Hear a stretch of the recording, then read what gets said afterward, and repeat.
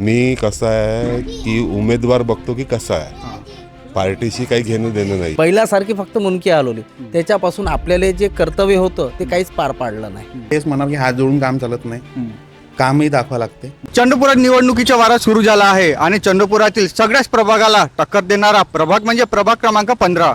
ज्या प्रभागात भरपूर पुरुष उमेदवार उभे आहे, पण लोकांसाठी योग्य उमेदवार कोण आहे तर चला लोकांकडूनच जाणून घेऊया. महानगरपालिका निवडणूक जवळ आली आहे, तर तुम्ही प्रभाग क्रमांक 15 मधून पुरुषांमधून कोणाला बघत आहे? आमच्या पुरुषामधून आमचे ॲडव्होकेट श्री सुरेश तालेवार, नगरसेवक म्हणून सुरेश भाऊ तालेवार यांना बघत आहोत. सुरेश भाऊ तालेवार. तालेवारला बघत आहे. का समस्या काय आहे तुम्हाला? आमचं ना बोरिंग आहे, ना रस्ता आहे, ना लाईट आहे गेटमध्ये, ना कधी स्वच्छता तर दिसतच नाही. तुम्ही तक्रार दिली होती का जुन्या पुष्कळदा दिले, आमचे लाईट 1000 वेळा तक्रार देऊनही एकहीदा असं सक्सेस झालेलं नव्हतं.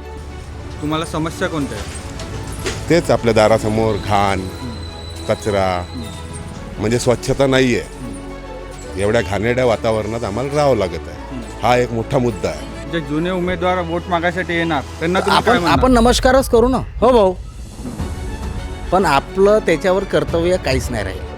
आपलं जे आहे ते पहिले वोटिंग म्हटलं तर आपली सुरेश तालेवार, त्याच्यानंतर बाकीच्या गोष्टी आहे का नाही.